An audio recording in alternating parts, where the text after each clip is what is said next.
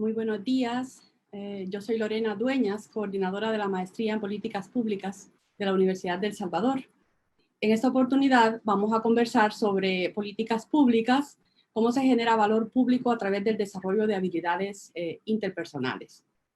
Para desarrollar este conversatorio me acompañan el maestro Carlos Moreno, economista con experiencia en directorios de instituciones públicas. También el maestro Claudio Caro, consultor y jefe de proyectos en el Centro de Ingeniería Organizacional de la Universidad de Chile, y él es profesor visitante de nuestra alma mater. Igualmente, el maestro Oscar Aguilar, experto en integridad y gestión pública. Sean todos bienvenidos. Realmente es un honor contar con la participación de cada uno de ustedes. Muchísimas gracias por apoyarnos para realizar este conversatorio. También saludamos a los estudiantes y demás personas que están uniendo a esta transmisión. La maestría cuenta con un programa cuyo corazón obviamente es el estudio de las políticas públicas. Sin embargo, para fortalecer su comprensión hay un componente de ciencias políticas. Igualmente considera la formación de herramientas de gestión y metodología de formulación y evaluación de políticas públicas. Y para cerrar el círculo de la formación integral de nuestros estudiantes, se ha incorporado el desarrollo de habilidades directivas, que es precisamente el tema que nos ocupa esta mañana. En donde, bueno, los expertos en gestión pública, en gestión de políticas públicas que tenemos ahora, nos contarán desde sus propias experiencias y perspectivas cuáles son las habilidades directivas que debiera tener o requerírsele a un experto en políticas públicas. El tema del conversatorio es, en ese sentido, es muy provocador porque intenta traer a la discusión cómo se genera valor público a través de precisamente el desarrollo de estas habilidades interpersonales. No dudo que estamos en las mejores manos para enfrentar este desafío. Ahora permítanme hacer referencia brevemente a la experiencia en gestión pública del maestro Oscar Aguilar, quien es el moderador de este conversatorio. Él es abogado y notario, graduado del Magíster en Gestión y Políticas Públicas de la Universidad de Chile, con estudios en evaluación de proyectos sociales, gestión de calidad en la gestión pública, sistema político y gobierno, transparencia e integridad, gobierno abierto, gestión de cambio organizacional, entre otros. Se ha desempeñado como servidor público por más de 15 años y como consultor de políticas públicas para organizaciones nacionales e internacionales. Actualmente es coordinador de iniciativas gubernamentales del proyecto USAID para integridad pública, prestando asistencia a organizaciones públicas del país para la implementación de mejores condiciones de integridad pública y prevención de la corrupción. Muy oportuno parece, ¿no? El tema. Gracias, maestro Aguilar, por la oportunidad que nos das de tenerte esta mañana con nosotros moderando este importante conversatorio. El micrófono es tuyo. ¿Tenés el micrófono? Perdón, sí, perdonen.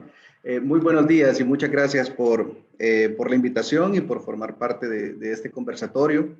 En realidad es un privilegio poder compartir con profesionales como los que tenemos esta mañana, que nos van a hablar sobre un tema muy importante, que es generar valor público, y vamos a hablar también sobre estas habilidades blandas. Quisiera iniciar mencionando que creo que nuestro país tiene grandes retos en materia de gestión pública, y justamente tener este tipo de conversaciones creo que nos ayuda mucho para reflexionar y mejorar justamente estas instituciones, administraciones públicas, que es una demanda ciudadana muy recurrente. Pues no voy a robar mucho tiempo, sino que inmediatamente voy a dar paso a las presentaciones que van a desarrollar pues nuestros panelistas. Vamos a iniciar con el maestro Carlos Moreno, que es un destacado profesor, posee una maestría en economía en la Universidad de Chicago y un posgrado en administración de escuelas de negocios en la Universidad Estatal de Pensilvania. También una licenciatura en economía en la Universidad Centroamericana José Simeón Cañas. Se ha desempeñado como miembro del Consejo Directivo del Banco Central de Reserva de El Salvador, de la Superintendencia de Competencia y del Organismo Salvadoreño de Reglamentación Técnica. Cuenta con una amplia experiencia como director de Planificación Nacional y director de Seguimiento y Evaluación de la Secretaría Técnica y de Planificación, así como es gerente de Desarrollo y Planificación del Ministerio de Obras Públicas. En su calidad de director de política comercial del Ministerio de Economía, ha sido líder del equipo técnico del país en las negociaciones de acuerdos comerciales con diferentes países. Es un connotado especialista del Fondo Multilateral de Inversiones del Banco Interamericano de Desarrollo y también vicerrector del Instituto Superior de Economía y Administración de Empresas, donde se desempeñó y enseñado las cátedras de Economía Gerencial, Entorno Macroeconómico de las Empresas y Métodos Cuantitativos aplicados a los negocios. Consultor de diferentes organismos internacionales. Es un privilegio tenerlo en esta mañana, así que cedo la palabra para que pueda iniciar con su presentación, para la cual tendrá 15 minutos. Al final de este espacio, luego, perdone que lo interrumpa, solo quiero aclarar que luego tendremos la presentación del maestro Caro y luego tendremos un espacio para preguntas y respuestas. Cedo la palabra. Muchísimas gracias. Es un honor estar participando en este evento con la compañía del profesor Caro y por supuesto de la directora del programa de maestría. Yo no soy un experto en este tema y voy a tratar de abordar en el tiempo que me han establecido estos aportes que son básicamente resultado de la experiencia que he tenido como funcionario público. Voy a hablar de las competencias esenciales en la administración pública. No sé si ustedes logran ver Sí, estamos. el completo de la pantalla y me escuchan bien. Si es así, permítame comenzar. Les voy a comentar como contexto que en el año de 1492 Cristóbal Colón vino navegando a una velocidad aproximada de 13 nudos, que eso es más o menos 23 kilómetros por hora. ¿Sí? ¿Por qué lo estoy diciendo? Porque resulta que un estudio, un informe del Banco Mundial, llevado a cabo en el año 2014 por la economista senior del Banco Mundial, Teresa Osborne, determinó que en Centroamérica la velocidad de circulación de nuestras mercancías es de 17 kilómetros por hora. Resulta ser que ahora transportamos la carga en Centroamérica con un nivel y un costo menos eficiente que el que se hacía en 1492. Resulta ser que ese tema presenta costos elevados de transporte de carga que nos colocan a Centroamérica en la posición menos favorable con respecto de muchos países en el mundo. No estoy comparando con Estados Unidos, donde el costo de transportar una tonelada por un kilómetro de red vial es de 2 centavos. Ni siquiera con China o Francia, donde es de 5 centavos. Estoy comparándonos con Zambia, con Uganda, con Ruanda, con Nigeria, donde los costos de transportar una tonelada de producto por kilómetro son mucho menores que en Centroamérica. ¿Por qué estoy diciendo esto? Bueno, porque si usted mira la forma en que fluyen las mercancías en nuestro país a través de nuestros corredores viales, usted se va a dar cuenta de que la carga enfrenta grandes problemas para poder moverse de un país a otro. La velocidad, dije, es de 17 kilómetros por hora, mucho menor que la cantidad de kilómetros que recorrían las cargas en 1492. Y ese problema nos lleva, por supuesto, a que los costos de nuestros productos sean muy altos, 35%, 40% más altos de lo que podrían ser bajo condiciones más eficientes de distribución. Ese punto tiene que ver con pasos fronterizos que retienen la mercancía hasta por 40 horas. Tiene que ver con condiciones de circulación en estas redes viales que son complejas, saturadas de tráfico intenso, porque tienen que circular por ciudades, etc. Esos son los problemas que un funcionario público tiene que enfrentar. Así que si alguno de ustedes en algún momento va a ser ministro de Economía o va a ser ministro de Obras Públicas o ministro de Transporte, sepa que va a enfrentar estos problemas. Va a tener a los empresarios diciéndoles, mire, yo no puedo competir con la producción de Vietnam porque mientras Vietnam paga 23, 30% de arancel para introducir sus mercancías a Estados Unidos, es más competitivo y eficiente que yo, que estoy a la par de Estados Unidos y que no tengo que pagar ningún arancel por este tipo de situaciones. ¿Cómo lo mejora? ¿Cómo reduce usted mis costos para que yo pueda competir bajo condiciones adecuadas en ese mercado internacional? Esos son los problemas que cualquiera de ustedes va a enfrentar siendo ministro o siendo director de transporte terrestre. ¿Cómo hace usted para resolver problemas tan complejos? ¿Cómo hace? Mire, se requiere competencia, ciertamente, y de eso se trata esta presentación breve. ¿Qué son las competencias? Pues son conocimientos, son habilidades que habilitan, capacitan a los individuos para que desempeñen bien sus funciones. Y estas habilidades y estos conocimientos resultan ser una combinación de destrezas y atributos personales, desde experiencia empírica, dominio de conceptos, metodologías, técnicas, aptitudes, actitudes, rasgos propios de personalidad, liderazgo, valores, creencias, etc. Es un tema complejo. Fíjese que la ley del servicio profesional de la carrera en Administración Pública de México dice que para que usted se considere un funcionario competente debe tener conocimientos y habilidades, aquí técnicas, metodologías, información, y debe también tener actitudes, conciencia de sí mismo, automotivación, honestidad, integridad, determinación, etc. Eso le hace a usted ser un funcionario competente, de acuerdo a una definición que yo tomé ahí. ¿Qué son, dentro de todo lo que he dicho entonces, las competencias blandas? Pues son los conocimientos, habilidades, actitudes que se requieren para que usted interactúe de manera efectiva con otros miembros de la organización. Las habilidades blandas, entonces, son el resultado de combinación de conocimientos, pero también de habilidades sociales, de maneras específicas de comunicación, de forma de ser, de empatía, de valores, de creencias, etc.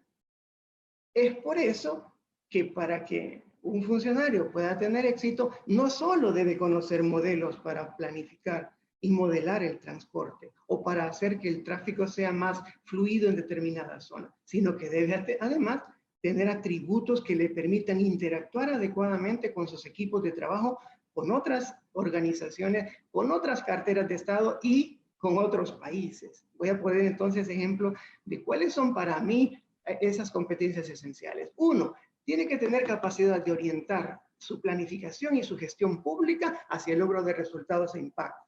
Esto parece sencillo, pero no lo es. Y la muestra de esto la puede usted ver en muchas instituciones y en muchos países. No es fácil que las personas gerencien con una orientación hacia el logro de resultados e impactos. Ya voy a entrar en detalle sobre eso. Segundo, tiene que tener capacidad de negociar y lograr sinergia. Si usted no puede negociar, es muy difícil que vaya a desarrollar su rol como funcionario público de manera exitosa. Tercero, tiene que tener capacidad para ejercer liderazgo. Cuarto, capacidad de comunicarse asertivamente. Y quinto, capacidad de adaptarse a entornos cambiantes. Eso lo he planteado de una forma muy meteórica porque ya voy a entrar a hablar de cada uno de esos temas. Voy a tratar de hacerlo rápido en el tiempo que me han asignado. Observen, la orientación hacia resultados e impactos. La mayor parte de las veces los funcionarios medimos nuestra productividad en función de tareas que hacemos, en función de actividades que realizamos, de funciones que desempeñamos. Sin embargo, un funcionario exitoso debe causar su trabajo hacia una articulación de actividades, ciertamente, pero para que tengan productos, resultados e impactos. Eso es muy importante, ¿verdad? Esto está en contraposición con ese enfoque de medir ejecuciones presupuestarias. Mire qué bien lo hice. Me gasté el 70%, el 80% de mi asignación presupuestaria. No, no, no. Esto no se trata de eso. No se trata de ver cuántas actividades realizo, ni cuántas funciones desempeño de acuerdo a un descriptor de puesto o un perfil que me han definido. No es eso. Es esto, miren. Esto que les estoy presentando es un proyecto que cuesta $40 millones. Está en funcionamiento ahora, está implementado ahora por el Ministerio de Obras Públicas de El Salvador.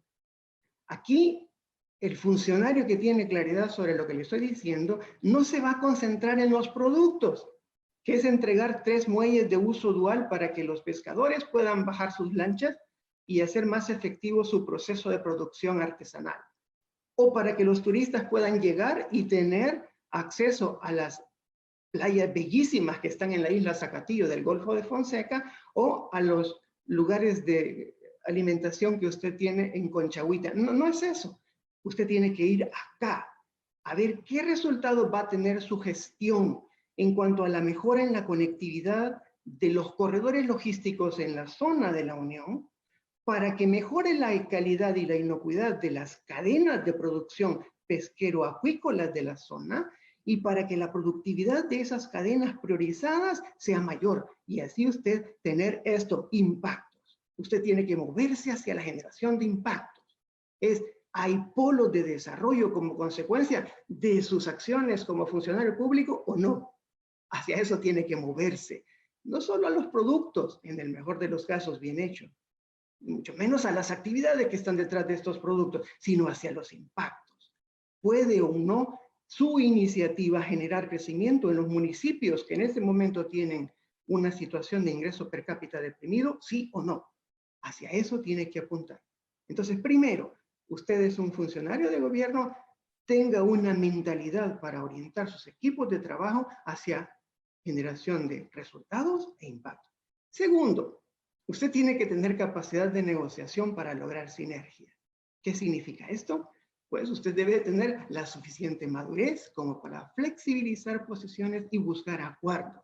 Debe impulsar iniciativas públicas que construyan proyectos de nación, políticas de Estado, no políticas de gobierno. ¿Qué significa que usted pueda gestar políticas de Estado?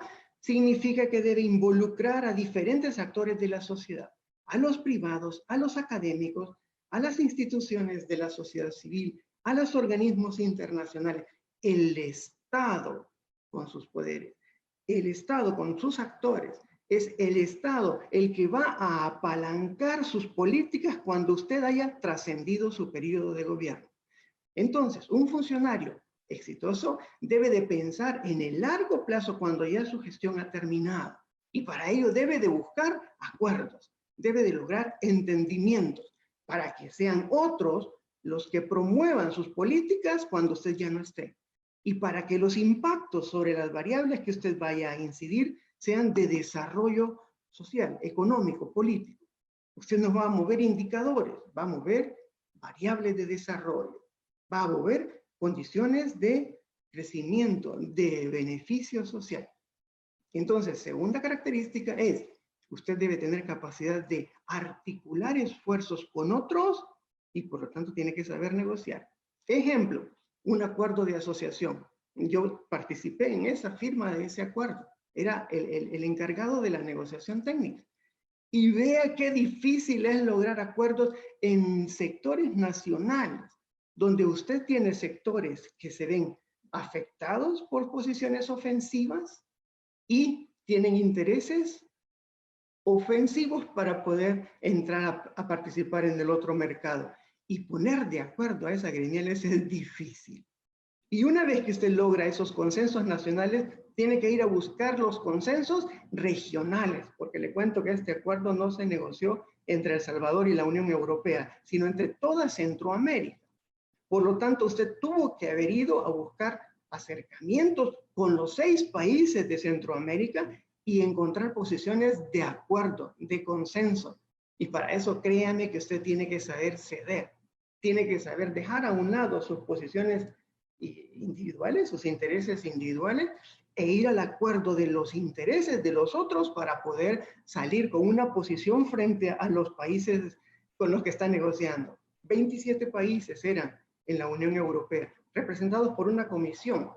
No quiero ni siquiera pensar en lo que este señor Matías Jorgensen, que negoció aquí con nosotros, tuvo que haber hecho para buscar consensos y acuerdos con 27 países de la Unión Europea. No quiero pensar en eso, pero sí le comento que si usted alguna vez va a ser negociador de país, tiene que saber ceder y tiene que ir a buscar consensos, tiene que ir a buscar acuerdos. Es una característica esencial. Tercero, tiene que tener capacidad de liderazgo. Tiene que ser un promotor que arrastre a otros. Tiene que ser como un champion, digamos. Debe de tener el talento de unificar a sus equipos de trabajo bajo los mismos objetivos y motivarlos hacia el logro de esos como si fueran propios. Y para ello debe tener la habilidad de conducir iniciativas que se articulen con otras instituciones. Va a tener que mover sus políticas en ámbitos multidimensionales, se los advierto, en ámbitos multisectoriales y en ámbitos multiescalares. Y eso de verdad que no es cosa sencilla. Voy a aclarar esto con un ejemplo. ¿A qué se refiere esto? Miren, este problema que le dije del transporte, donde somos tan ineficientes como Centroamérica, ha llevado a que El Salvador asuma la coordinación de una iniciativa de planificación regional. En El Salvador estamos articulando entonces políticas nacionales, que ya nacionales involucran locales, subnacionales y nacionales, con estrategias regionales. Tenemos que vernos dentro de una región y dentro de un ámbito más global. Somos parte de la agenda mesoamericana de transporte, movilidad y logística. Entonces, póngase a pensar usted que tiene que liderar iniciativas que incluyan desde municipios, desde calles allá en Cancasque, hasta articulaciones con la red centroamericana y mesoamericana de conectividad vial. En eso piense. Bueno, le cuento, El Salvador coordina esta iniciativa. La coordina desde acá, desde el Ministerio de Obras Públicas. Y la coordina para integrar todas las instituciones que en El Salvador tienen que ver con el tema de la movilidad y logística. Y elevar esto a Centroamérica, para llevar a que Centroamérica tenga un plan maestro de movilidad y logística, para atender esa problemática que le dije antes. Entonces, si usted de verdad quiere trabajar en ese tema, tiene que tener capacidad de mover la agenda. ¿Qué quiere decir? Tocar la puerta de organismos internacionales, de instituciones multilaterales como el Banco Interamericano, instrumentos de financiamiento regional, etc. Para ello necesita liderazgo. 3. No voy a entrar en ese detalle porque es largo. 4. Necesita capacidad de comunicarse asertivamente. Usted debe tener capacidad de transmitir mensajes, lineamientos, directrices, de forma tal que su equipo no tenga incertidumbre, que la sociedad con la que usted está interactuando no tenga incertidumbre. Y para esto debe establecer mecanismos de información veraces, oportunos, transparentes. Usted tiene que ser transparente y tiene que dar a conocer lo que usted hace para rendir cuentas. Acuérdese que la gente no le paga para que haga actividades, le paga para que tenga resultados e impactos y tiene que darlos a conocer. Entonces tiene que tener capacidad de comunicación asertiva. Y finalmente, para no atormentar ya a ustedes con tanta cosa, tiene que tener capacidad, me pasé, una lámina. Pero bueno, aquí estoy ejemplificando el tema de la comunicación. La Corte de Cuentas exige que todas las instituciones públicas tienen que establecer mecanismos de control, que esto es que les estoy mostrando aquí, es el sistema COSO, que se aplica a las instituciones de control público y que requiere dentro de sus 5 componentes información y comunicación. Usted, funcionario público, tiene que saber comunicar y tiene que saber dar a conocer lo que hace, sobre todo divulgar sus resultados y sus impactos. Y dije, por último, tiene capacidad de adaptarse al cambio. Los funcionarios públicos, igual que cualquier otro funcionario, está expuesto a realidades dinámicas y por lo tanto tiene que usar su creatividad para responder a estas situaciones cambiantes del entorno. Debe tener la habilidad para innovar sus procesos. La innovación se da en 3 ámbitos: los productos, los procesos y las alianzas institucionales. Entonces usted tiene que tener la capacidad de hacerlo para poder adecuar sus condiciones de trabajo a un entorno dinámico. Ejemplo, pues mire lo que está pasando. Nosotros tenemos que cambiar nuestra dinámica de trabajo, nuestra dinámica de comunicación por una pandemia sobre la cual no tenemos ningún control. Y si usted dice, pues mire, fíjese que no puedo salir porque estoy en una cuarentena, se paraliza el mundo y no se puede dar usted el lujo de hacer eso. Por eso 3 consejos ministeriales en el Centroamérica, el COMIECO, el COMISCA y el COMITRAN, han suscrito acuerdos vinculantes para facilitar el traslado de mercancías bajo un protocolo sanitario determinado, eso en la distancia, sin necesidad de que se reúna porque usted no puede salir de su país. 18 ministros se han puesto de acuerdo para establecer lineamientos de bioseguridad para poder definir cómo se transportará la mercancía a través de fronteras cerradas. Imagínese eso. Si usted no tiene como funcionario público la capacidad, ni el dinamismo, ni la creatividad para buscar soluciones en entornos cambiantes, usted va a tener problemas. Entonces, no es una cosa muy sencilla eso de quiero ser ministro para estar firmando o quiero ser director de transporte para estar firmando papeles y viajando. No, usted tiene que enfrentar problemas de este tipo y para ello usted requiere lo que dije antes, esa capacidad que integra tanto el conocimiento técnico, tiene que saber modelar, tiene que saber proyectar y tiene que saber fundamentar sus decisiones sobre bases técnicas, ciertamente. Pero a eso tiene que sumarle otras cosas que no están ahí disponibles en un libro o disponibles en una metodología que usted aprende teóricamente. A negociar, usted aprende negociando.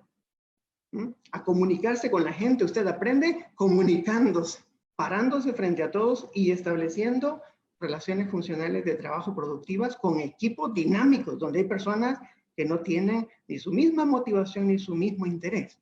Así tiene que trabajar. Entonces, yo voy a dejar hasta acá. Estas son las áreas que yo he creído que son importantes y voy a ceder ahora la palabra al maestro Óscar Aguilar para que continuemos con la presentación. Muchísimas gracias. Muchas gracias, maestro Moreno. Le agradezco el esfuerzo que ha hecho por destacar atributos principales o esenciales dentro de la gestión pública actual. Hace poco me encontraba con una ponencia de un doctor mexicano, Óscar Bautista, que hablaba de 100 atributos deseables en la gestión pública. Por lo tanto, hay mucho donde escoger. Así que usted nos haya traído estos que creemos que son esenciales, pues es muy valioso. Y compartimos efectivamente esto, que debemos estar orientados a los resultados y romper ese culto al proceso, a la repetición y efectivamente adaptarnos. Bueno, vamos a continuar con el desarrollo de la agenda y a continuación me voy a permitir presentar al maestro Claudio Caro. Claudio tiene un magíster en gestión pública con mención en desarrollo regional y local de la Universidad de los Lagos de Chile. Se tituló como licenciado en Psicología en la Universidad de la Frontera de Chile y es diplomado en Fundamentos Psicológicos y Pedagógicos de los Aprendizajes en el Contexto Universitario de la Universidad de San Sebastián de Chile. Se tituló del Diplomado en Salud Pública y Salud Familiar en la Universidad Austral de Chile. Creo que ya nuestra audiencia sospecha que es chileno y es postitulado en Salud Pública en la misma Universidad Austral. Es egresado del Simposium for Entrepreneurship Educators Upson College, capítulo de Chile, y desde 2014 es consultor y jefe de proyectos del Centro de Ingeniería Organizacional de la Universidad de Chile y profesor visitante de la Cátedra de Habilidades Directivas en el Diplomado de Gerencia Pública dictado en El Salvador, por el Centro de Sistemas Públicos de la Universidad de Chile y por la Maestría de Políticas Públicas. No robo más tiempo, como vemos tenemos un destacado profesional, conferencista, a quien dejo el micrófono.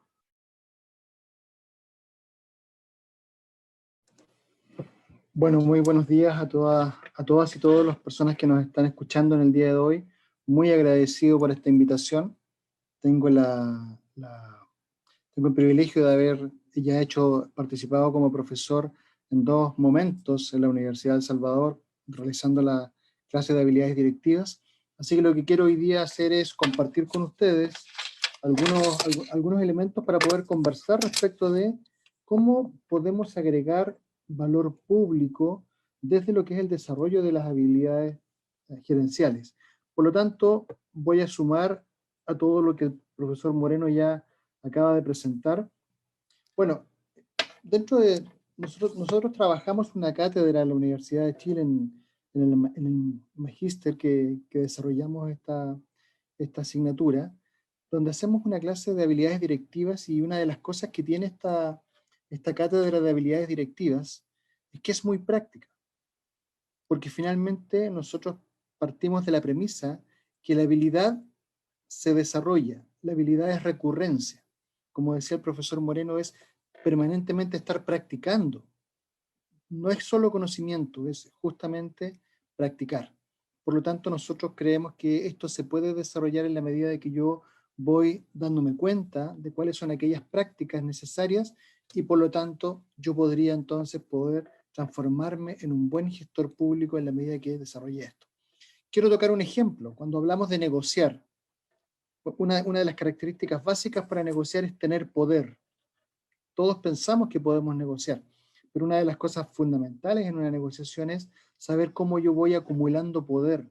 En la medida que más poder acumulo en la negociación, yo obviamente puedo alcanzar mejores resultados. Yo no podría decir, ok, eso es muy simple, pero acumular poder implica necesariamente generar redes, generar experticia técnica, generar equipos de trabajo potentes. Y eso, si bien es cierto, todo eso se ocupa para negociar, pero eso hay que construirlo. Y esa construcción parte por el desarrollo de habilidades, una práctica constante. Por lo tanto, a los alumnos que hoy día escuchan, las alumnas que escuchan, es súper importante que están partiendo. Por lo tanto, el tema es cómo yo me dispongo para poder justamente desarrollar aquellos elementos que necesito para ser un gerente público, pero además de eso, muy importante, cuáles son las fortalezas que yo tengo para eso. Entonces, las habilidades o todo de lo que estamos hablando, nosotros creemos que se pueden desarrollar. ¿Y qué les quiero partir mostrando? Algunos datos, algunas cifras. Porque quiero partir desde el punto de vista de, bueno, ¿por qué es importante que las personas que tienen cargos públicos sean buenos líderes y sobre todo tengan habilidades blandas y que eso las puedan potenciar muchísimo? Acá hay un estudio del BID que dice, del año 2015, que dice que en un estudio en América Latina y el Caribe existe una baja satisfacción de la ciudadanía respecto de lo que es los servicios que presta el Estado en todos los países. Entonces, ¿cuáles son lo que los ciudadanos más valoran? Tiempo total de tramitación. O sea, que se reduzcan los tiempos en que un ciudadano espera se le dé una respuesta respecto a un requerimiento que él ha hecho. Eso significa que obviamente los procesos estén súper optimizados, eso significa que los funcionarios tengan mucha competencia respecto de lo que hacen, eso significa que tengan la motivación y las ganas de poder cumplir con los tiempos requeridos, y por lo tanto el tiempo total de tramitación es una cosa que se valora mucho. La diligencia de los funcionarios. Cuando hablamos de diligencia, hablamos de actitud, una predisposición positiva a estar sirviendo al ciudadano que nos pida algún requerimiento. Hablamos de comunicación, de que yo pueda dar la información lo suficientemente clara para que el ciudadano pueda en el menor tiempo posible responder a su necesidad. Imparcialidad, que en definitiva sea un trato justo, que todos tengan la misma posibilidad de acceder a los tiempos ya de respuesta y de la calidad de la respuesta.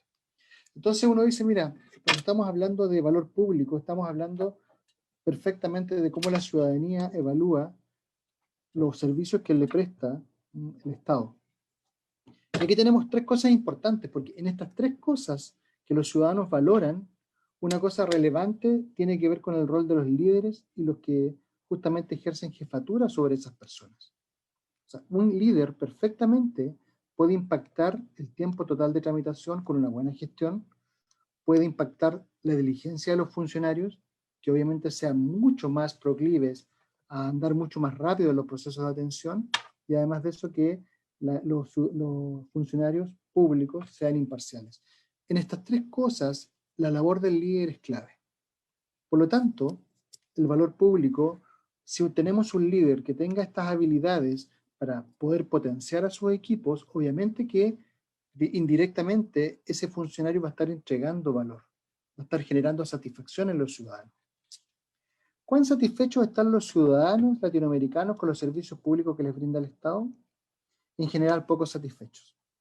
Y en especial porque sienten que no se cubren sus necesidades, pero además de eso están más exigentes y mejor informados. Por lo tanto, la exigencia ha aumentado. Crecientes expectativas en cuanto a calidad de los servicios públicos e integridad del accionar público. O sea, hay muchas expectativas, pero siempre se está cuestionando todo lo que tiene que ver con la calidad y la integridad de los servicios que se entregan. Y hay más expectativas en cuanto a lo que el Estado debe entregarles y a la integridad en la gestión de los recursos públicos. Entonces, desde esa perspectiva, los ciudadanos hoy día están con una mirada mucho más exigente. Por lo tanto, los funcionarios tienen que estar a un nivel mucho mayor de posibilidades de prestar un servicio, y por lo tanto tenemos que tener líderes que sean capaces de movilizar eso. El año 2018 en Chile se hizo un estudio respecto de enfermedades mentales de los funcionarios públicos, ¿no? Y una de las cosas que pasó o que se reveló fue que fíjense que el 42% de las enfermedades mentales tenían que ver con liderazgos disfuncionales. 42% de aquellas personas que habían dicho que tenían alguna patología asociada con el trabajo, la relación tenía que ver con liderazgo disfuncional. Eso es jefaturas con estilos autocráticos, muy autoritarios, de excesiva permisividad también, escasos o nulos canales de comunicación, favoritismo en distribución de tareas, premios o oportunidades de desarrollo, o sea, baja presencia de premios, no hay estimulación, reconocimiento, mala resolución de conflictos entre subordinados, relaciones conflictivas que se mantienen y hacen que finalmente los climas laborales sean muy negativos. Entonces, cuando yo veo este dato, es impresionante. O sea, inmediatamente la respuesta de por qué es importante que los líderes tengan habilidades relacionales o habilidades blandas, porque obviamente si tenemos un 42% de personas que presentan alguna complicación de salud mental, significa que no van a poder estar brindando un servicio de calidad. Y por lo tanto, en ese sentido, entonces, hay que hincarle el diente a todo lo que tiene que ver con la formación de estas habilidades en los profesionales que lideran en los organismos públicos. Por otro lado, teníamos bajo apoyo social, pero además de eso, el mal diseño organizacional, que ahí también tiene un impacto el líder de la organización, quizás a nivel mucho más estratégico, pero también tienen influencia respecto de cómo se diseñan las organizaciones para que esas organizaciones estén disponibles para que las personas puedan entregar o desempeñar bien sus roles. Hoy, con el teletrabajo, hay muchas organizaciones que ni siquiera se han podido preocupar de cómo están los funcionarios en la casa desplegando su trabajo. El tema, todo lo que tiene que ver con la ergonomía, están en un lugar grato, o sea, están bien sentados, los computadores están a buena altura, tienen la luz suficiente como para poder realizar su trabajo. O sea, hoy día, sobre todo con las exigencias del teletrabajo, en general, los diseños organizacionales hay que volver a pensarlos, porque finalmente eso también va a ser una exigencia, y obviamente los líderes son los primeros en levantar la mano respecto a eso. Si un líder está solamente centrado en el número, obviamente que esto no va a ser una prioridad. Y obviamente esto puede llevar a que tengamos mayor nivel de patología, por ejemplo, osteomusculares, y eso va a generar obviamente menos presencia de personas pudiendo brindarle atención a la ciudadanía. Entonces yo quería mostrar estas cifras porque con esto quiero explicar la importancia o todo el ámbito de acciones que un líder tiene que abordar y cómo puede influir positivamente en que esto pase de buena manera y los funcionarios tengan todas las posibilidades de atender bien a la ciudadanía. Entonces aquí quiero detenerme en lo que un autor que habla mucho de valor público, que es Mark Moore, habla de, primero, que el valor público es un constructo multidimensional, pero además de eso es un valor creado por el Estado a través de sus servicios. Por lo tanto, obviamente que un líder que está en el sector público debe gestionar adecuadamente sus recursos y sus equipos para poder prestar ese servicio de manera adecuada. Reconoce las preferencias de los ciudadanos. ¿En qué sentido? En que está leyendo entornos.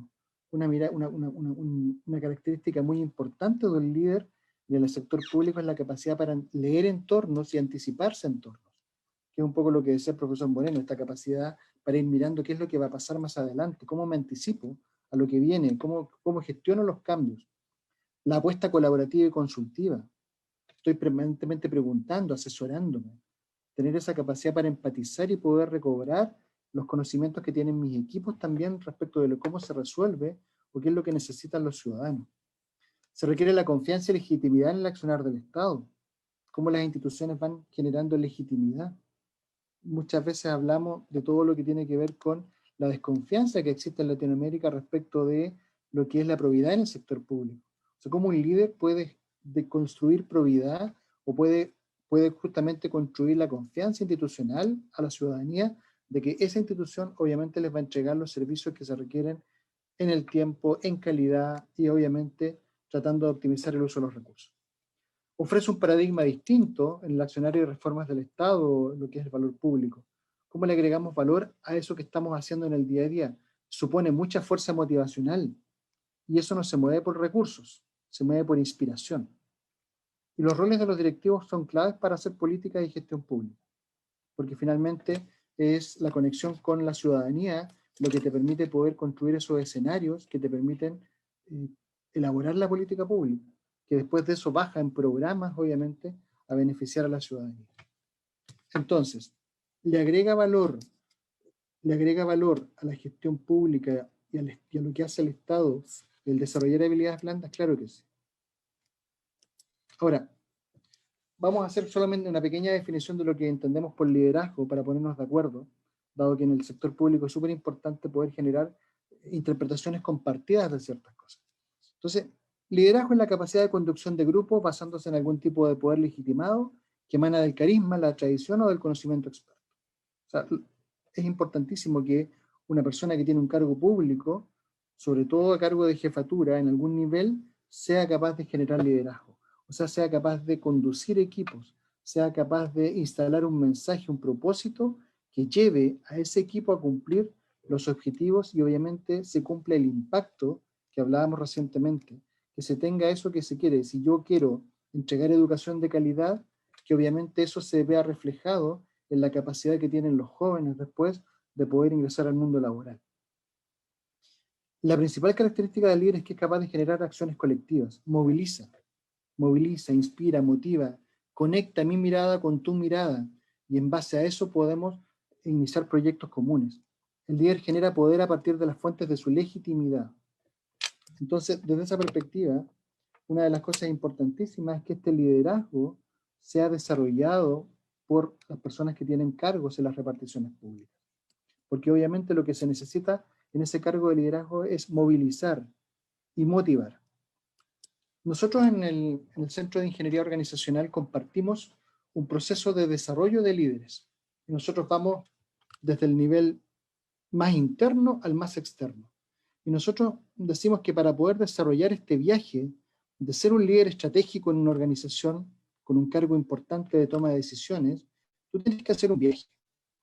Y ese viaje necesariamente parte desde el centro, donde tú tienes el autoliderazgo, cómo yo me autogobierno, cómo yo tomo decisiones conmigo mismo, cómo yo soy capaz de mirar mis brechas, mirar mis fortalezas, proyectar mi desarrollo y en base a eso ir desarrollando y ir fortaleciendo aquellos elementos que tengo positivamente. Entonces, nosotros decimos que una de las cosas más importantes es estarse mirando permanentemente.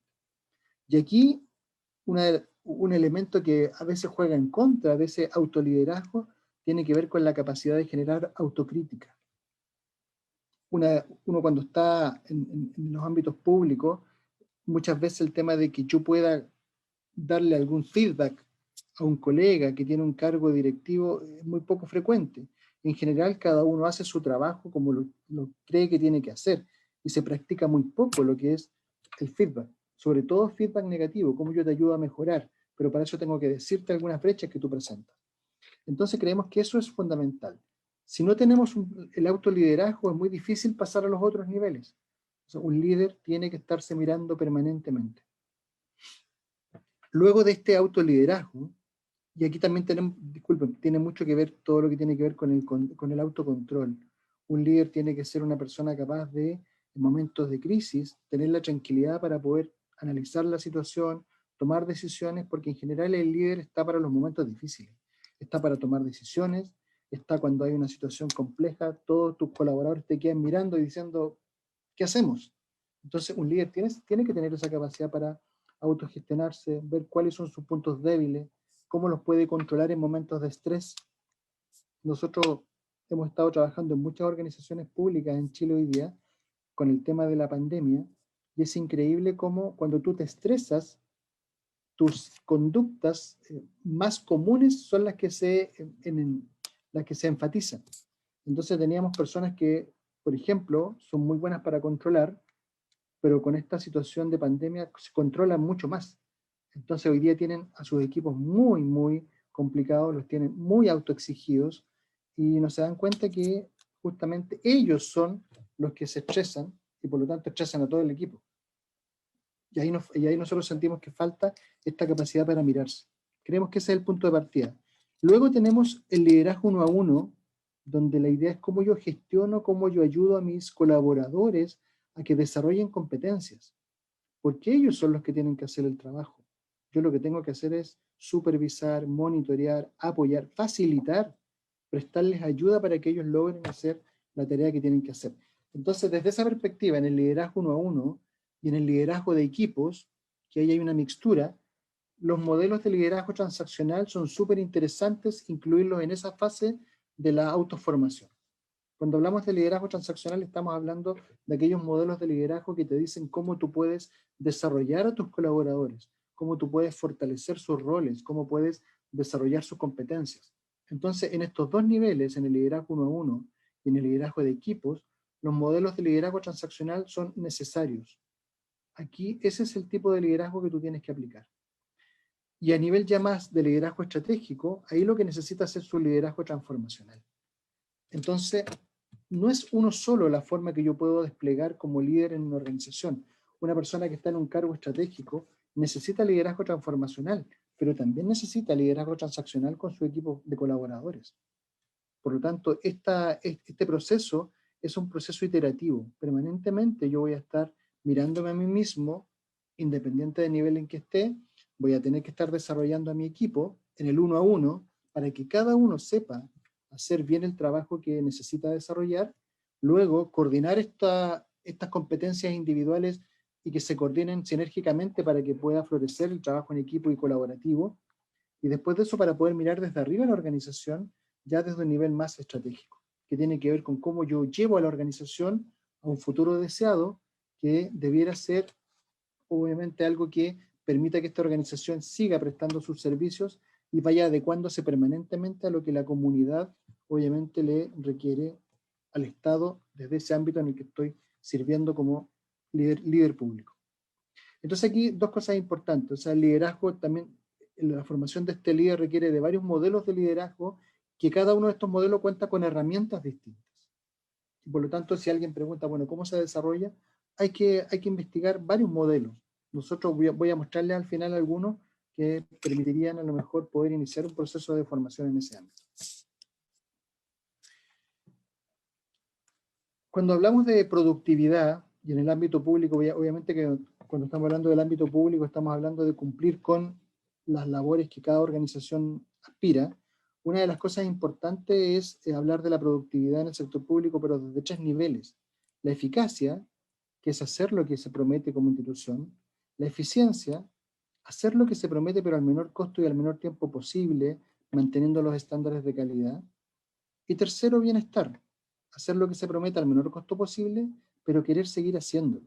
Y una de las cosas importantes, sobre todo para poder mantener equipos motivados, es el tercer punto. Porque estas 3 cosas tiene que gestionarlas el líder. El líder tiene que lograr la eficacia, la eficiencia y el bienestar. Y los focos son distintos. En el caso de la eficacia, la energía está puesta en la voluntad de acción, en que la gente quiera hacer su trabajo. Y ahí ya, y si ese es el primer paso, la primera pregunta es, ¿habrá algún funcionario público que en algún momento no quiera hacer su trabajo? Ya ahí tenemos un primer desafío. Lo que tenemos que lograr es que todos los funcionarios públicos que están bajo mi cargo quieran hacer su trabajo. Y la verdad es con que tú te encuentras de pronto con algunos funcionarios que no quieren hacer su trabajo. Un poco contradictorio, pero así pasa. No sé si pasa en El Salvador, pero ya he conversado con alumnos de la maestría y me dicen que también pasa. Que a veces hay funcionarios públicos que no quieren hacer el trabajo y que se mueven con la ley del mínimo esfuerzo. Y después de eso, después de lograr la voluntad de acción, necesitamos lo que tiene que ver con movilizar competencias. Y aquí viene todo el proceso de que yo tengo que desarrollar, y no es el líder el que tiene que hacer el trabajo, son los colaboradores. Y ahí muchos líderes caen en que por no enseñar o por no hacer que la gente haga el trabajo, finalmente caen ellos haciendo mucho trabajo operativo y pierden la perspectiva estratégica de su rol. Ese es un elemento clave, sobre todo en la administración pública. En la empresa privada es distinto, pero en la administración pública, una de las cosas complicadas es que a veces te encuentras con funcionarios que no desarrollan las competencias, no quieren aprender, no quieren subirse a lo tecnológico, y eso ya te empieza a afectar de manera muy potente la eficacia. Entonces ahí es donde las habilidades blandas son fundamentales para lograr hacerles entender que la idea es motivarlos a que justamente logren eso. Capacidad de control. Hay muchos líderes que no controlan. Hay unos que controlan en exceso, pero otros no controlan. La capacidad de control es fundamental para la eficiencia. Ahora, la capacidad de control, si yo se me transformo en un líder, la idea es que yo la internalice en los colaboradores. Le enseño a mis colaboradores a que ellos en cada cosa que hacen, siempre que tienen que estar pensando con una visión de eficiencia. ¿Qué será lo mejor? ¿Cómo ahorro más entregando un buen servicio? ¿Cómo optimizo mi tiempo? ¿Cómo uso menos recursos? ¿Cómo evito ya un gasto innecesario en lo que es mi gestión? Y tercero, bienestar. Generar sentido y confianza en los equipos, porque eso me permite generar buenos climas y obviamente con un buen clima tú vas a poder sacar lo mejor de todas las personas. Eso es lo que yo quería señalar. Me queda solamente por ahí una idea, que en Chile hay una unidad que se llama, una organización que se llama Servicio Civil, y lo que hacen ellos es preocuparse de lo que denominan la alta dirección pública, la selección de todos los gerentes públicos que participan en las instituciones, y una de las reflexiones que hacen ellos es: seleccionamos a las jefaturas por habilidades duras, pero habitualmente sus grandes fracasos tienen que ver con las habilidades directivas. Los evaluamos por resultados, pero la mayoría de las veces su incumplimiento está directamente asociado a su capacidad para gestionar la organización del trabajo, de aprender, de dotar competencias, de motivar. Entrenamos a nuevas jefaturas en temas técnicos como si fueran ellos los que harían el trabajo. Ellos son los que tienen que motivar a que los otros se aprendan, se capaciten, se motiven, y finalmente yo poder monitorear y estar pensando en el futuro, estar pensando en cómo puedo seguir avanzando con esta organización respecto de lo que la ciudadanía necesita. Creo que estoy en el tiempo, Oscar, ¿no? Muy bien. Muchas gracias. Gracias a ti, Claudio, por esta interesante presentación y en realidad por una mirada multidimensional que nos hace. Ciertamente, creo que coincidimos en que estas habilidades tienen que desarrollarse dentro de las organizaciones. No puede esperar cosecharse aquello que no se ha sembrado.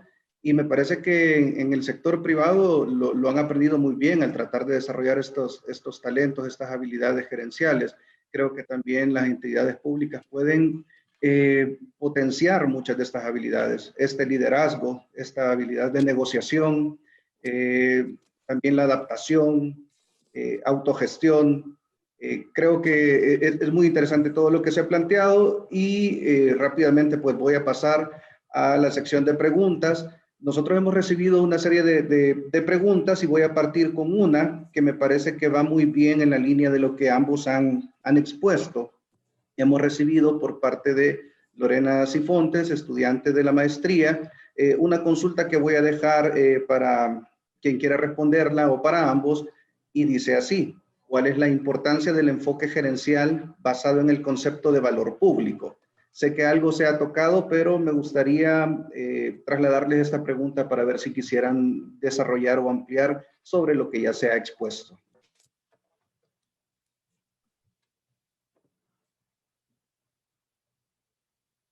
Profesor Moreno, ¿quiere partir usted? Dado que yo acabo de terminar, si usted desea, no sé. Muchas gracias, con todo gusto.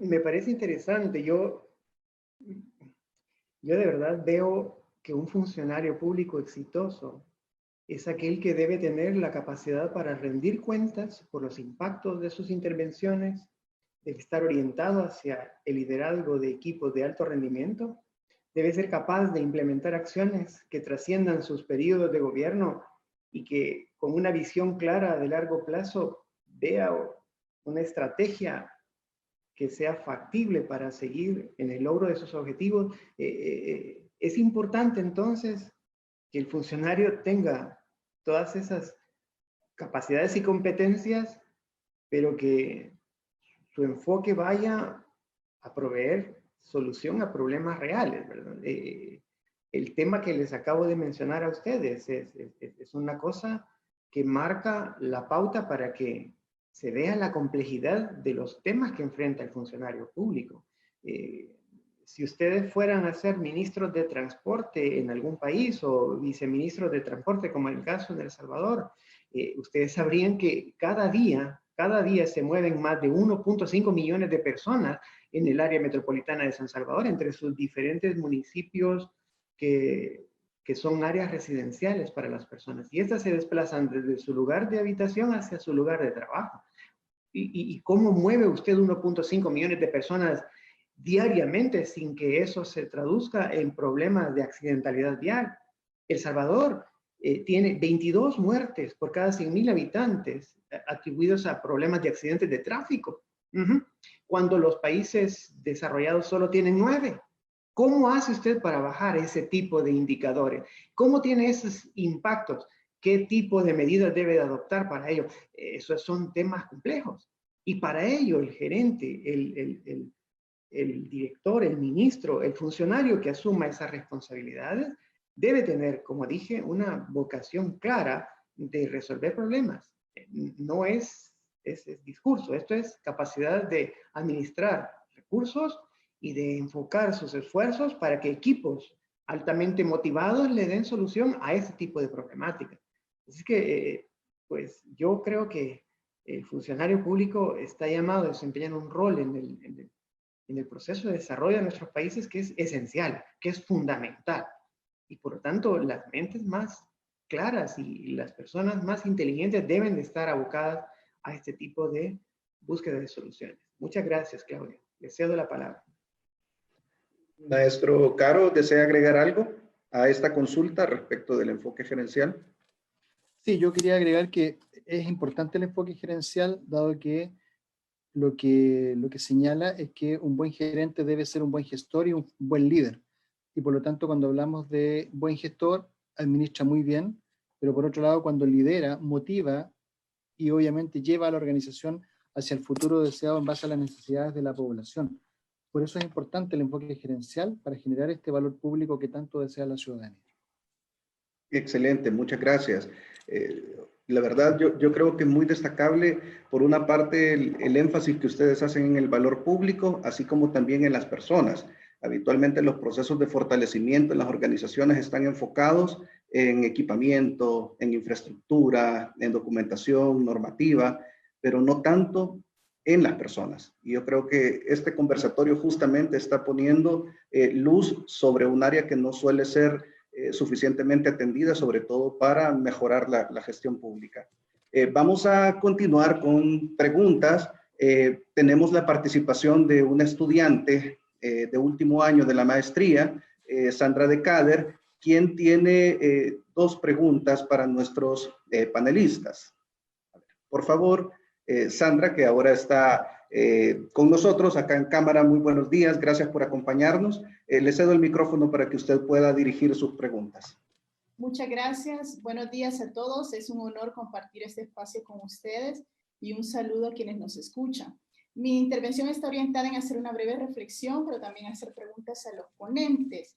Y es que en el contexto actual es imperativo que los funcionarios y trabajadores públicos cultiven y desarrollen este tipo de habilidades de las cuales hemos estado hablando en este espacio.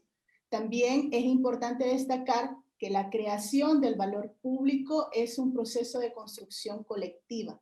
Por tanto, es vital la participación de los diferentes actores que intervienen. En ese sentido, podemos garantizar la sustentabilidad del valor.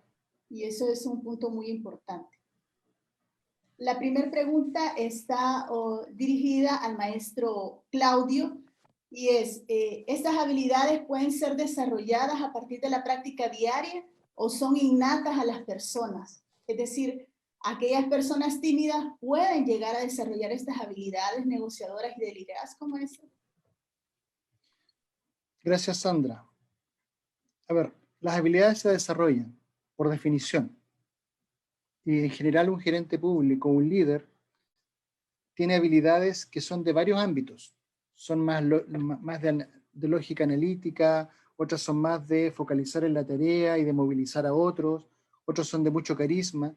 Entonces, el tema es, primero, saber con qué recursos cuentas para poder eso fortalecerlo y ver y evaluar si eso se requiere en el corto o largo plazo, si lo puedes o no hacer, o de lo contrario, lo adquieres como integrantes de tu equipo. Si tú quieres logros, porque las habilidades se desarrollan en el tiempo. Por lo tanto, alguien que quiere ser gerente público y quiere desarrollar carrera en el sector público, perfectamente lo puede hacer en la medida de que tenga claro cuál es su mapa de fortalezas y de brechas.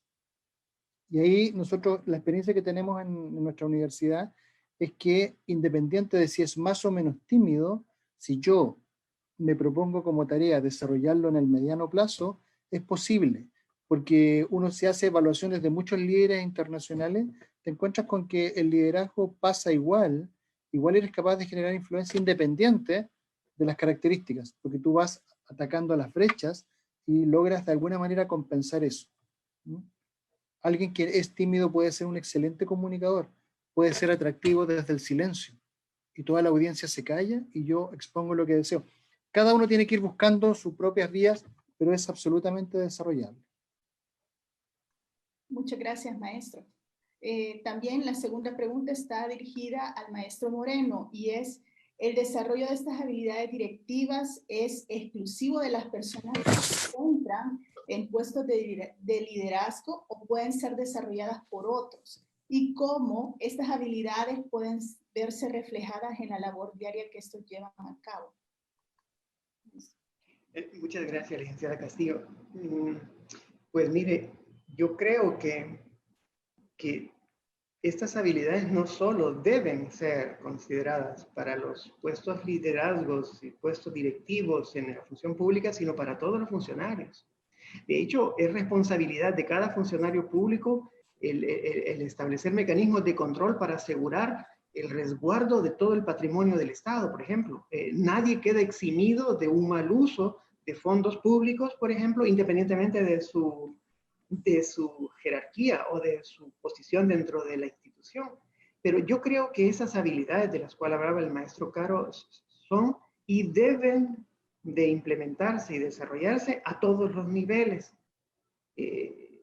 Yo creo que la manera en que usted puede estimular como líder dentro de la función pública para que su equipo adquiera estas habilidades se basa en el empoderamiento, fíjese, en el hecho de que usted haga pues gerentes a cada uno de sus funcionarios bajo su responsabilidad de sus propios proyectos y usted da el sentido de apropiación a cada uno de ellos. Usted es responsable de dar cuenta por los productos y los resultados de los proyectos que se le asignan. Y así su gestión no se mide en cuanto a la hora en que usted entra y la hora en que sale de su función de trabajo, ni se mide en función del cumplimiento de un descriptor de puesto donde está su perfil. Hizo esto, sí, hizo esto también, no, sino que se mide en términos de los entregables, de los productos y de los resultados de cada uno. Le pongo un ejemplo. Fíjese que cuando se estaba construyendo el metro de Moscú, Joseph Stalin, allá en la época de la Unión Soviética, en los años 50, iba pasando por una sección donde no se había terminado el tramo del metro. Y llamó a uno de sus colaboradores y le dijo, tú, de aquí en adelante, tú eres responsable de hacer que este metro esté funcionando en tal fecha. ¿Y qué cree? Estaba funcionando en esa época. La persona a quien le dio esa responsabilidad se apropia de ese compromiso y tiene que dar cuenta de lo que hace. Después, ese hombre fue el primer secretario del Partido Comunista de la Unión Soviética. Es Nikita Khrushchev, de quien estoy hablando, hijo de unos mineros, y sin embargo, el líder de ese proyecto por la designación que le dio el dictador, Joseph Stalin. Ese tipo de cosas no es que usted lo vaya a hacer dictatorialmente, pero están ilustrando el hecho que cuando usted le dice, este proyecto es tuyo, esa persona desarrolla habilidades que de otra manera no desarrollaría. Y ahora él tiene que dar cuentas y comunicar sus resultados, tiene que organizar su tiempo, tiene que adecuar sus funciones para no cumplir con actividades prescritas, sino para poder dar resultados que se le están pidiendo. A mí, en lo personal, me parece que esto lleva a que las personas estén motivadas, estén tratando de buscar mayores eficiencias en sus procesos de trabajo y que a la larga, aún dentro de esquemas poco flexibles de estímulos y de compensaciones, las personas puedan llegar a desarrollar estas competencias. Muchas gracias por su pregunta. Muchas gracias, maestro. Muchas gracias, Sandra y maestro Moreno. Muy interesante lo que usted menciona. Creo que Claudio ya apuntaba algo en ese sentido, que la pandemia ha puesto de manifiesto esa necesidad de adaptación. Creo que usted también lo dijo, maestro Moreno. Y es que efectivamente creo que los servicios públicos que estaban mejor adaptados, mejor preparados, pues son los que han podido dar continuidad. Y esto no ha dependido únicamente de los titulares, sino también de la capacidad que han tenido sus diferentes equipos, ¿verdad? Más allá de contar con una laptop, que cuando se piensa en teletrabajo es, bueno, llevarme el trabajo a la casa. No, en realidad tiene mucho que ver con otras habilidades que no siempre están presentes. Vamos a continuar con preguntas que hemos recibido. En este caso vamos con una pregunta de Emanuel Salguero, que es aspirante a la maestría de políticas públicas, y que nos pregunta si la comunicación, al ser lo primordial en un puesto de dirección, pues qué otras herramientas podemos aplicar de manera efectiva para lograr resultados oportunos en nuestras gestiones. Me parece que ambos han mencionado algo, pero si gustarían profundizar, ¿qué otras herramientas, además de la comunicación, pues deben ser tomadas en cuenta? Yo quisiera señalar que la comunicación, todo es como, bueno, algunos ontólogos del lenguaje dicen que todo es comunicación. Finalmente los sistemas, los procesos, yo los transmito, yo los enseño, yo los comunico. Por lo tanto, lo primero es la comunicación. Luego de eso, hay otros sistemas que te ayudan. Por ejemplo, hay modelos de liderazgo desarrolladores. Por ejemplo, hay un modelo de liderazgo que es el liderazgo situacional, que lo que hace es poder ir desarrollando a cada colaborador a un nivel alto de desempeño de acuerdo a las conductas o prácticas laborales que debe desarrollar. Entonces ahí tenemos una herramienta, o sea, hay herramientas de liderazgo que son muy funcionales. Negociación y resolución de conflictos. Hay herramientas que te dicen cuál es el mejor momento para tomar una u otra decisión. Te permiten evaluar el conflicto y en base a ese conflicto, a cómo están, digamos, cómo están señaladas las problemáticas, cuál es lo más conveniente. Y ahí, por ejemplo, quiero señalar solamente una cosa importante, sobre todo porque en la administración pública a veces se toman muchas decisiones verticales y con muy poca participación o retroalimentación desde lo que son los equipos.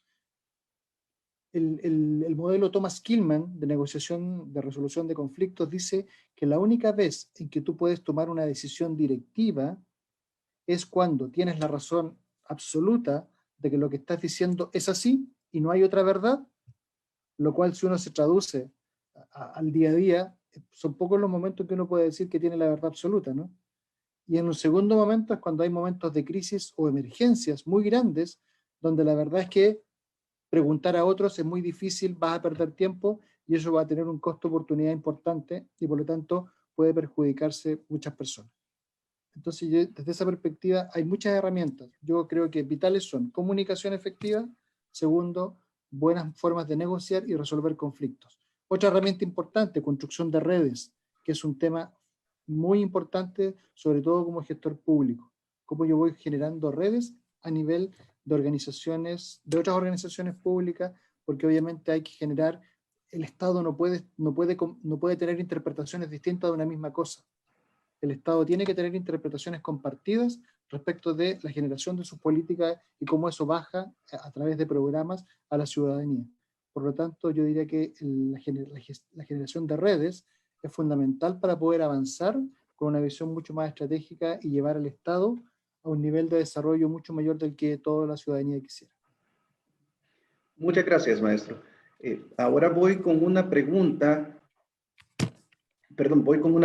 para el maestro Moreno, que dice así: ha sido recibida por Astrid Francia, estudiante de primer año de la maestría, y nos consulta: para la generación del valor público y potenciar las capacidades de innovación en las instituciones públicas, ¿cómo se pueden mejorar los sistemas de gestión de recursos humanos y la cultura administrativa burocrática conservadora que tanto obstaculiza la medición del valor público? Maestro Moreno, por favor. Es difícil cambiar una cultura muy arraigada por años de ejercicio. Es muy difícil cambiarlo. Hay que reconocer esto, pero creo que se puede. Y creo que un mecanismo que permite ese tipo de transiciones es el cambio en la cultura de estímulo. Ya lo mencionaba el profesor Caro, el tema de que los estímulos y los reconocimientos al trabajo de las personas no debe estar circunscrito únicamente a consideraciones de carácter económico. Es decir, las personas pueden estar motivadas aún si usted no tiene la flexibilidad presupuestaria como para estar haciéndole un ajuste salarial cada año. Es raro, pero ciertamente que usted puede lograr que las personas quieran dejar esa actitud de poner frenos a través de todos estos trámites que realizan. Usted sabe que donde hay trámites excesivos hay posibilidad de negocio para alguien que está detrás de un escritorio. Y cada vez que se complica el obtener algún tipo de autorización o de permiso, el que está detrás en control de esos trámites puede beneficiarse monetariamente. Pues ¿cómo alguien puede dejar de querer fomentar este tipo de situaciones y mover y flexibilizar los procesos para que sea más eficiente el servicio que se le da a la comunidad, a la ciudadanía? Yo creo que en parte eso puede lograrse a través de un reconocimiento adecuado para los funcionarios. Fíjese que yo solía tener como responsable de política comercial a 15 negociadores, jovencitos todos ellos, recién graduados de las escuelas de negocios y de leyes de acá, y uno dice, ¿cómo puedo retener a estos talentos aquí donde no puedo estimularles con salarios competitivos? Y mantenerlos acá aportando al proceso de negociación sin que yo tenga que darles recursos monetarios, que no tengo. No tengo porque están congeladas no solo las plazas, sino los incrementos salariales por ley. ¿Qué hago? Bueno, lo que hice fue involucrarlos a todos en procesos de capacitación de altísimo nivel con la Organización Mundial de Comercio. Se tiene un arreglo para que todos estos chicos jovencitos vayan y se capaciten internacionalmente. No le cuesta al Estado. Y sin embargo, las personas estaban ahí, queriendo tener por su desempeño el mérito para poder ser un estudiante de la Organización Mundial de Comercio. ¿Qué le parece? Hoy hay 2 personas de El Salvador trabajando en la Organización Mundial de Comercio que salieron de esos proyectos. Entonces, el roce, la exposición, el contacto con negociadores de alto nivel, aun cuando tengan salarios congelados, estimula a la gente y le hace buscar eficiencias, le hace buscar descollar. Es como ponerlos en una vitrina. Póngalos en una vitrina y deje que vayan y hablen con el sector público para que todos vean lo brillante que es esa persona, lo bien que hace su trabajo, y ya verá. No va a tener personas desmotivadas sentadas ahí haciendo lo mismo, poniendo un matasello todo el día. No. Eso requiere, como dije, un cambio titánico de años de trabajo distinto al que se ha venido haciendo hasta ahora. La gente no da su reporte de trabajo sobre la base de resultados, pero si usted estimula que la gente sea dueña de sus proyectos, que sean gerenciadores de sus proyectos y les estimula de esta forma a que se capaciten, a que se actualicen, a que se aprenden, puede ir rompiendo poco a poco esa cultura. Es difícil, pero se puede, creo yo. ¿Sí? Muchas gracias, maestro. Hemos recibido varias preguntas, pedimos disculpas anticipadas si omitimos alguna, lamentablemente el tiempo no nos lo va a permitir, pero tenemos algunas preguntas que sí me gustaría presentarles y les pediría tratar de responderlas lo más sucintamente posible. Tengo una pregunta que hemos recibido de Miguel Velázquez, aspirante estudiante de la maestría, que menciona que normalmente en el sector público, si llega un nuevo jefe de departamento, no es posible ni despedir ni hacer grandes cambios. Y me refiero por el tema de competencias y habilidades. ¿Cómo desarrollo? Pregunta. ¿Cómo trabajo con lo que tengo y encuentro? ¿Qué técnicas o métodos me puede ayudar a desarrollar habilidades nuevas? Dejo esta pregunta para el maestro Claudio Caro. Muchas gracias, Oscar. Esa es una de las grandes preguntas que se hacen todos los funcionarios que asumen como jefatura. Primero, yo les hablaba anteriormente del conocimiento de uno mismo. Cuando uno se proyecta y va al Estado a trabajar, lo que tiene que tener claro es cómo funciona el Estado y cuál es su cultura. Hay muchas personas que se quejan de cómo funciona el Estado El Estado es así, y hay estados que son más o menos maduros. Por lo tanto, yo tengo que reconocer dónde estoy situado. Desde esa perspectiva, entonces, si yo estoy en el Estado y sé que la organización en la que estoy trabajando no puedo desvincular, entonces tengo que tener claro que mi único objetivo es desarrollar, motivar y realmente liderar. Como decía el profesor Moreno, cuando tú encuentras que hay motivación, cuando encuentras que hay un reconocimiento que no se asocia necesariamente a recursos, sino que a otro tipo de beneficios, es importantísimo poder desplegar todas esas habilidades. Por eso en el Estado se requiere más todavía esas habilidades que en el sector público, privado.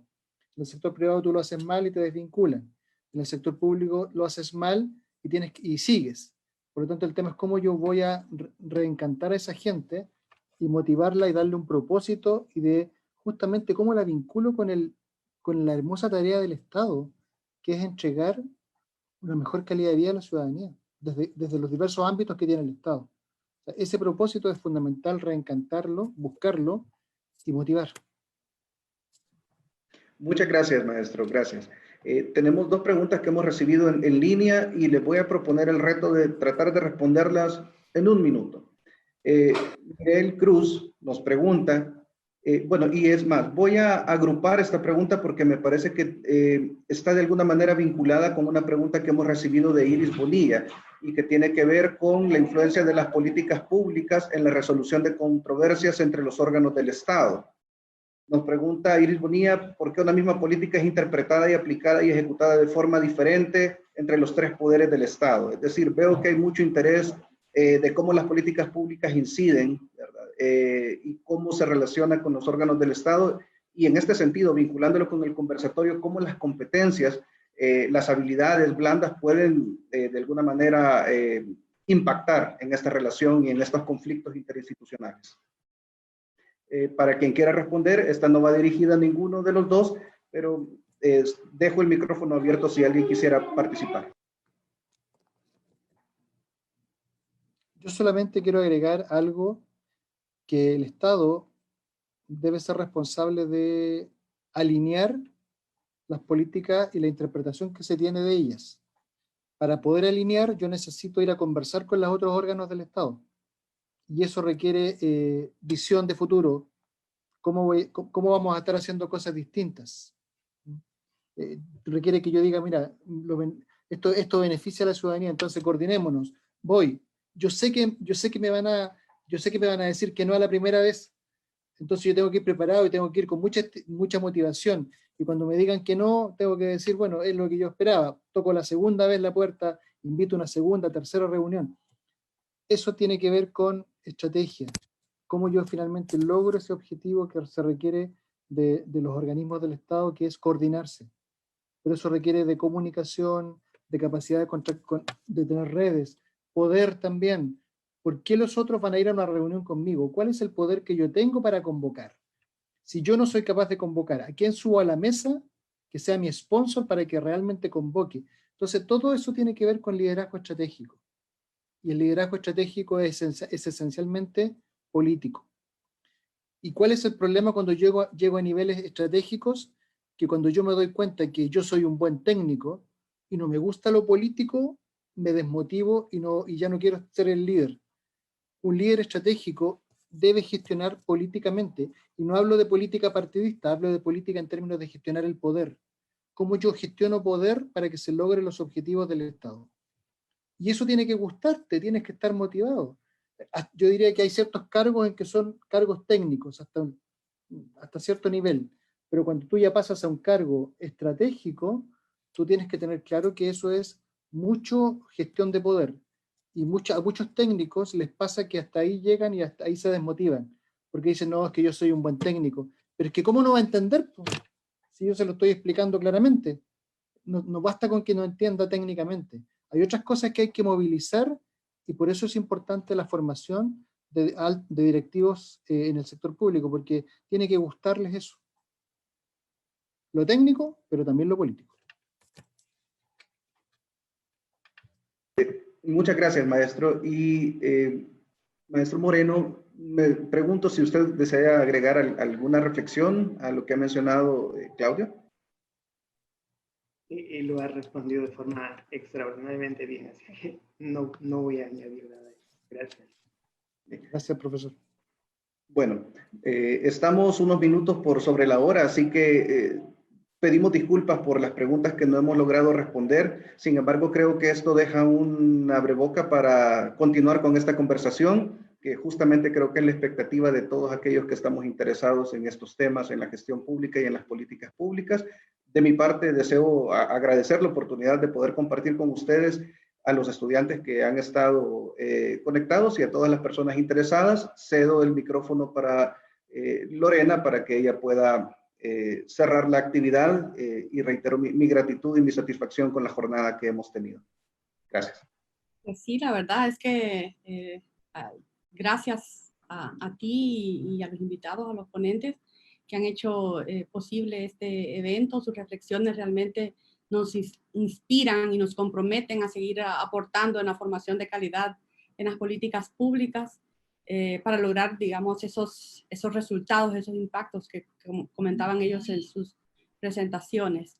Asimismo, felicito la participación de la licenciada Sandra de Kader por su destacada participación y también a sus colegas y a los aspirantes, a estudiantes de la maestría que están ahora trabajando en el curso propedéutico, quienes se han sumado con sus preguntas, ¿verdad? Y que sin duda alguna han contribuido a esta nutrida y profunda discusión sostenida por ustedes. Así es de que, bueno, agradecerles nada más y desearles un feliz día.